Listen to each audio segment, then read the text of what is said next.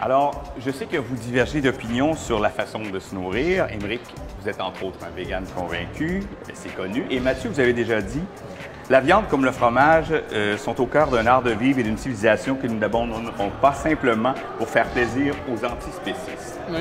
Alors, j'aimerais entendre votre réaction là-dessus, M. Caron. Oh ben ça, c'est une critique qu'on fait souvent du milieu conservateur. Hein. C'est cette idée, en effet, que notre manière de nourrir serait quelque chose d'immuable, qu'on mange d'une certaine manière aujourd'hui, on devrait manger comme ça encore pendant 50 ou 100 ans, ou d'ailleurs pendant des millénaires, mais ça ne se passe pas comme ça. Notre manière de manger a évolué depuis que l'humanité est née sur cette planète. Et puis, la manière dont on se comporte avec les animaux, c'est ça qui est important. Elle évolue. Il y a ça derrière. Elle évolue, bien évidemment, en fonction des connaissances qu'on améliore à leur égard. Et il se trouve que la science, depuis quelques décennies, mais plus particulièrement d'ailleurs depuis 20 ou 30 ans, eh ben, nous dit qu'en effet, la manière dont nous traitons les animaux que nous mangeons n'est absolument pas correcte, compte tenu de ce que l'on sait maintenant de l'intelligence et de la sensibilité de ces animaux. Alors, vous allez me dire, et c'est ce que va me dire Mathieu, on pourrait les traiter mieux, ces animaux, et les manger quand même. Eh ben oui, mais c'est là que je dis non. Est-ce que c'est ce que vous... Non, j'allais dire, la question de la souffrance animale est une question fondamentale, sans le moindre doute. Mais décider d'abolir... Il y a dans le véganisme, je trouve aujourd'hui, une forme de... on va dire une dimension religieuse. C'est un désir de conversion, purger la civilisation, purger notre monde du mal, qui serait dans ce cas-là l'exploitation animale. Ce rapport religieux, me semble-t-il, aux animaux, me semble inquiétant. Je ne pense pas qu'il y ait une manière immuable de se nourrir. Je n'essentialise pas le menu de telle ou telle époque, mais je constate qu'à tout le moins dans notre civilisation, la viande, le fromage, là, plus largement, le rapport aux animaux est aussi un rapport où nous les mangeons. Et ça peut paraître dur comme ça, mais je pense que ça fait partie de notre monde et je n'entretiens pas un rapport, appelons ça, d'hostilité viscérale envers cette idée. Ça fait ensuite, oui, la lutte contre la souffrance animale, mais je ne la confonds pas et la lutte contre, au-delà de la souffrance animale, être capable de civiliser notre rapport avec les animaux, tout ça, oui, absolument, mais je ne vois pas pourquoi je ferais cette espèce de bond qualitatif et religieux vers le véganisme qui consiste à vouloir se purger d'une manière d'être qui serait fondamentalement répréhensible. Dire que le véganisme est une religion, c'est assez méconnaître le sujet. Non, c'est le voir autrement. Non, c'est tout le contraire. Non, c'est le méconnaître. Car en réalité, justement, il y a beaucoup de nos manières de faire, et notamment de rapport à la nourriture, qui est irrationnelle. La religion, par définition, est irrationnelle. C'est croire en quelque chose que l'on ne peut pas prouver, que l'on ne peut pas voir.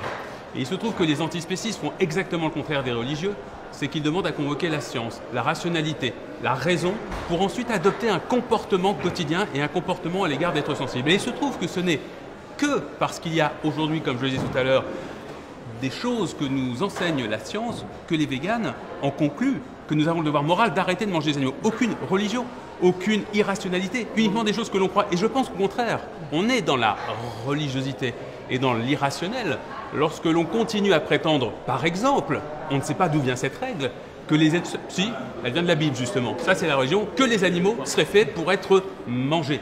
Quand vous dites par exemple aussi, nous mangeons des animaux, nous sommes faits pour ça, c'est entièrement faux.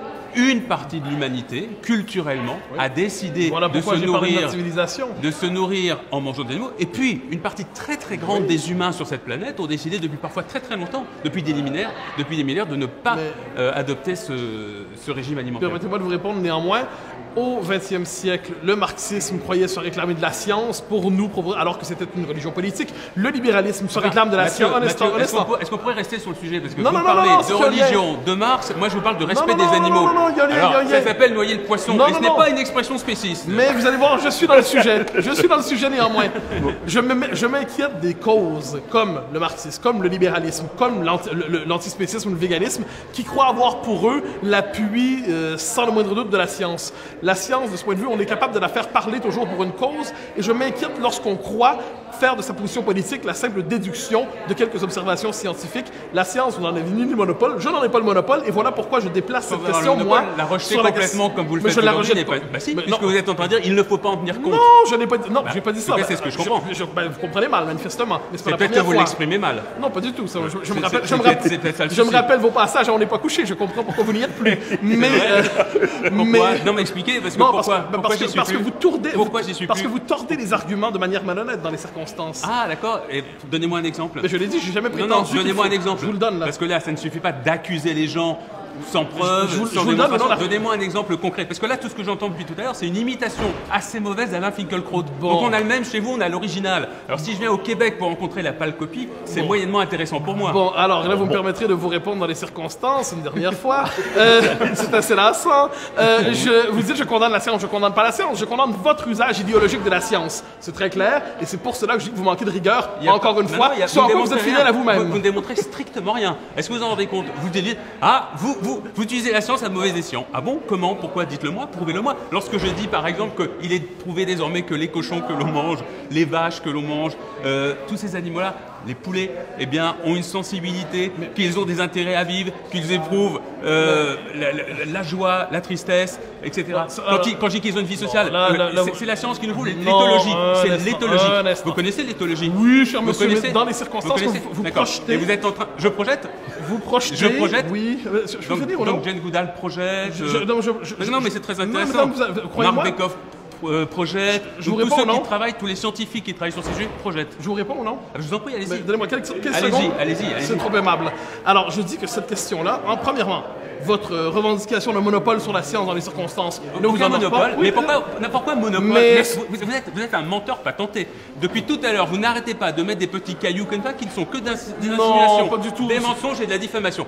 Pourquoi monopole? C'est pas parce qu'on veut l'utiliser qu'on va en avoir le monopole. Tenez, je veux vous la prêter, ma science. Utilisez-la, vous aussi. Vous parlez comme un fanatique, encore. Enfin, je crois qu'on s'est dit ce qu'on avait à se dire. Un fanatique? Oui, bien sûr, encore. Je parle comme un fanatique, d'accord. On voit vraiment tout votre sens de la nuance et de l'analyse. On est très heureux de vous avoir en France, monsieur. Cher monsieur- Vraiment. C'est bon. Bienvenue au Québec. Mais on-